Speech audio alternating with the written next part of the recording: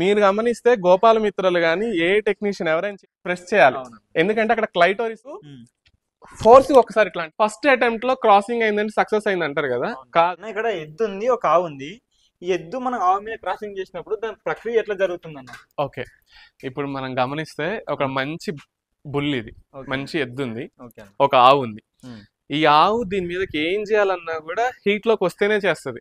నేను పక్కన ఉన్నా కదా అని దాని పని అది చేయదు, ఎదలో ఉన్నప్పుడే చేస్తుంది. ఎదలో ఉన్నప్పుడు కూడా ఈ వజైనా నుంచి సర్విక్స్ నుంచి కొన్ని డిశ్చార్జెస్ రిలీజ్ అవుతా ఉంటాయి. మన ఇన్ఫెక్షన్స్ ఉన్నప్పుడు కానీ ఎదలో ఉన్నప్పుడు తీగలు వదులుతుంటారు కదా, ఆ తీగల్ని చూసి ఆ అప్పర్ లిప్ ని పై పెదవిని మనం గమనిస్తే ఇట్లా అని చూస్తుంటది కదా, అదేం దేవుడిని అడగదు ఏం జరుగుతుంది ఏంటి దాటాలన్నా వద్దా ఏం అడగదు. ఆ డిశ్చార్జెస్ త్రూ ఓకే అంటే సర్విక్స్ ఓపెన్ అయింది, క్రాసింగ్ చేయాలి నేనని చూసుకుంటది.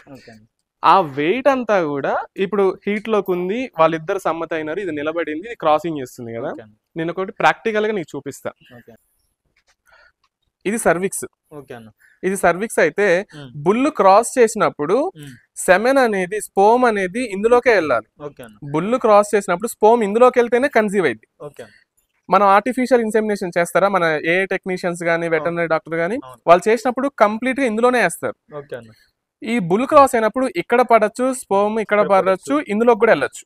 ఓకే, ఈ ఏరియాలో ఎక్కడైనా వదిలిద్ది కదా, కాకపోతే ఎక్కువ మొత్తంలో వదిలిద్ది, క్వాంటిటీ ఎక్కువ ఉంటది కాబట్టి కౌంట్ ఎక్కువ ఉండి ఇందులోకి కూడా వెళ్తా ఉంటది. ఆమోత్ కాబట్టి ఇది 6 ml వీర్యాన్ని వదిలిద్ది. ఓకే, 6 ml వీర్యాన్ని వదిలిద్ది. మనం గుర్తించుకోవాల్సింది ఫస్ట్ అటెంప్ట్ లో క్రాసింగ్ అయిందంటే సక్సెస్ అయింది అంటారు కదా, కాదు. ఫస్ట్ అటెంప్ట్ లో డెడ్ స్పోమ్స్ ఉంటాయి ఎక్కువగా. సెకండ్ క్రాసింగ్ మనకి రెండోసారి దాటినప్పుడే కన్సీవింగ్ ఛాన్సెస్ ఎక్కువ ఉంటాయి. అయితే మనం వజైనాన్ని గమనిస్తే బుల్లు 2 కాళ్ళు ముందల హెడ్ అంతా పెట్టి దీని మీద పెట్టింది, మనకి దాని యొక్క భాగాలు కొన్ని లోపలికి వెళ్ళిపోయినాయి.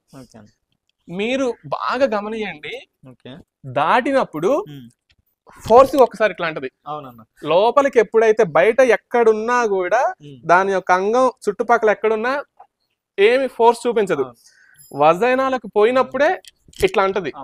అన్నప్పుడు ఏమైతుంది అంటే ఈ వజైనా ఉంది కదా, ఆ బాడీ తోటి క్లియర్ గా ఇట్లా తగిలిద్ది. ఎందుకు దాన్ని తగలటం వల్ల ఏం జరిగిద్దంటే ఈ వాల్వా లిప్స్ కింద ఇక్కడ క్లైటోరిస్ ఉంటది, ఇక్కడ క్లైటోరిస్ ఉంటది.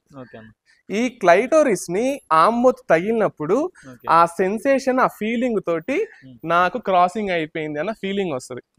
మీరు గమనిస్తే గోపాలమిత్రలు గాని ఏ టెక్నీషియన్ ఎవరైనా చేసిన తర్వాతకి ఇది బాగా గుర్తు పెట్టుకోవాలి.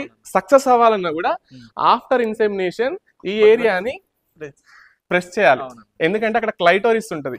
దానివల్ల హార్మోన్స్ రిలీజ్ అవ్వటం గానీ కన్సీవ్ అవ్వటానికి ఛాన్సెస్ ఎక్కువ ఉంటాయి అనమాట. బుల్ తోటి క్రాస్ చేయించినప్పుడు స్పోమ్ ఎంత పడ్డా కూడా ఇందులోకి వెళ్ళే ఛాన్స్ ఉంటుంది, కంపల్సరీ ఉంటుంది. ఇప్పుడు మనం ఆర్టిఫిషియల్ ఇన్సెమినేషన్ తీసుకొచ్చాం కానీ ముందర బుల్ క్రాసింగే కదా, ఇందులోకి వెళ్ళే ఛాన్స్ ఉంటుంది. వెళ్ళినప్పుడు దానికి కావాల్సిన క్లైటోరిస్ కూడా టచ్ అవుతుంది. ఆర్టిఫిషియల్ ఇన్సెమినేషన్ చేయించుకున్నప్పుడు కరెక్ట్ గా ఇందులోకి వెళ్ళినా కూడా గుడ్ హార్మోన్స్ రిలీజ్ అవటానికి దానికి అంటే నాకు వీర్యదానం జరిగింది అనుకోవటానికి క్లైటోరిస్ టచ్ చేయాలి.